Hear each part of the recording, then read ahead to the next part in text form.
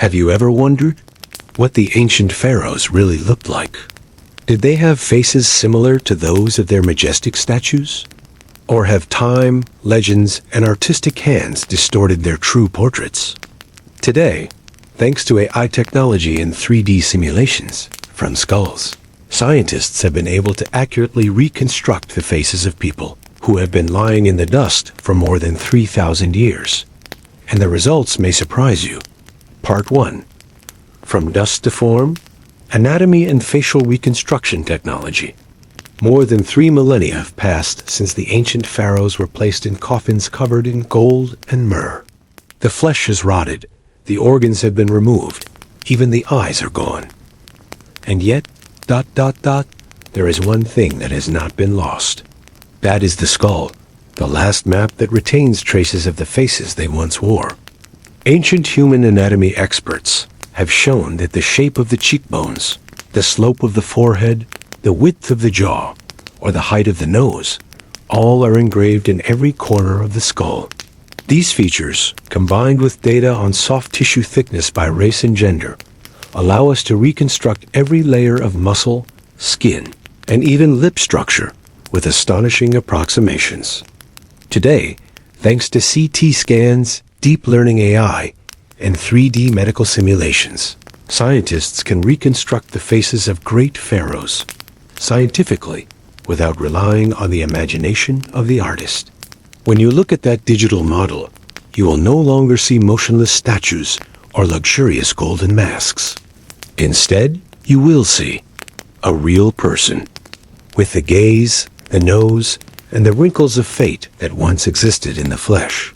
And they may look very different than you thought. Part 2. The Faces of the Living Gods. Ramses II and Tutankhamun resurrected by AI. When it comes to Egyptian pharaohs, everyone knows about Ramses the Great, the king who reigned for more than 60 years, and is called the greatest pharaoh in human history. His body was preserved to an astonishing level of perfection. His hair was still red, his skin was wrinkled, but still retained its tough features. And when his skull was put into a multi-slice CT scanner, every detail appeared clearly, from the high forehead, wide cheekbones, to the long chin. The 3D reconstruction technology, using AI, trained on thousands of morphological data, gradually covered his skull with layers of soft tissue. The face that emerged was not like the majestic god on the reliefs. Instead, it was an older man with sharp eyes, thick eyebrows, and a long face typical of Northeast Africa. A real people who breathed, loved, and fought more than 3,000 years ago. With Tutankhamun, the boy Pharaoh, who died when he was only about 18 years old, the simulations of his face shocked the world. A young but sad face, a receding chin, slightly bucked teeth, and possibly a genetic defect from incest. He did not look like the proud prince on the golden mask, but rather a fragile boy living in the shadow of power and disease. It is hard to believe that modern technology can help us meet again people who lived millennia ago. No longer stone statues, no longer legends, but people who lived with both beauty and weakness like us today. Part 3. Truth and Illusion. When science meets imagination, when you close your eyes and imagine an Egyptian pharaoh, what do you see? Probably a man with bronze skin, a sharp nose, black eyeliner, and a shimmering gold silk robe.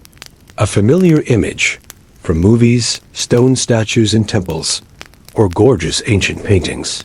But when scientists reconstructed the real face, they discovered that these kings were not quite like the monuments we imagine. The face of Ramses II, when simulated by AI, appears with dark skin, high cheekbones, full lips, and a long African chin.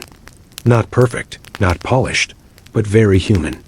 A warrior who had been old, tired, and lived in the dust of the Nile.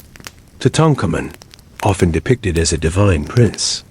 In reality, he had a weak appearance with an unusually long head. It could be due to a congenital disease or due to royal customs. Not the Hollywood male god model, but a real boy who suffered pain and died too soon. The statues with idealized features sometimes are just the ancients' dream of an immortal king. Ai, however, brings us back to the truth that they are also flesh and blood people with flaws, with emotions. And perhaps it is the contrast between monuments and humans that makes the journey to find the true face of the ancient Egyptians so haunting and heartbreakingly beautiful. Part 4. Pharaoh DNA. What is the true race of the ancient Egyptians? There is a strange thing about ancient Egyptian mummies. They lie in the dust for thousands of years, but inside still retain the smallest piece DNA, the key to unlocking bloodlines and history. For many years, scientists were almost helpless in decoding the genes of mummies, because time, desert climate, and typical embalming chemicals have caused most of the DNA to severely decay. But then, the doors gradually opened. In 2017, a research team from Germany analyzed DNA from 90 mummies at the Abuzer El Melik Royal Cemetery, spanning more than 1,300 years of ancient Egyptian history. The results shocked the archaeological world. Were Egyptians African? Or did they come from the Middle East? The seemingly simple question became a heated debate that lasted for centuries. Many claimed that the ancient Egyptians were black sub-Saharan, while other scholars believe they were of Eurasian or ancient Middle Eastern origin, and even theorize about a hybrid civilization of many ancient races. And the DNA results have shown something interesting. The ancient Egyptians were genetically closer to the people of the Levant, Anatolia, and the ancient Mediterranean, and had fewer genes from sub-Saharan Africa than modern Egyptians. That means the present-day population of Egypt has changed genetically over time, due to the influence of conquests, migrations, and historical upheavals. In the meantime, the ancient Egyptians may have been a distinctly Middle Eastern people rather than entirely black Africans, as many theories have believed. Pharaoh and the mystery of royal genes in particular. When analyzing Tutankhamun's mummy, researchers also discovered this young king had a clear inbreeding gene. There were signs of genetic deformities in his legs and spine, and he may have experienced physical pain throughout his childhood. From that gene set, science not only reconstructed his face, skin, eye color, but also recalled what the ancients had endured, overcome, and left behind. Is it possible that in each strand of DNA is a whisper of time? That Egypt is not just a land, but a crossroads of ancient bloodlines, where civilizations met, blended, and left traces in every cell, every heartbeat that stopped beating. Conclusion: the face of Egypt, the face of time. They were once great pharaohs who walked on the hot sands of the Nile Valley, who looked up at the starry sky and wondered where they came from and where they were going. Today, science can reconstruct their faces, analyze every gene, every bone structure. But do we really understand them? Because the face, whether recreated by artificial intelligence or cultural visualization, is just the shell of a departed soul. Perhaps what fascinates ancient Egypt is not only the pyramids or the mummies, but the eternal silence in the closed eyes, and the question that echoes through thousands of years. If I were a king, would you still remember my face?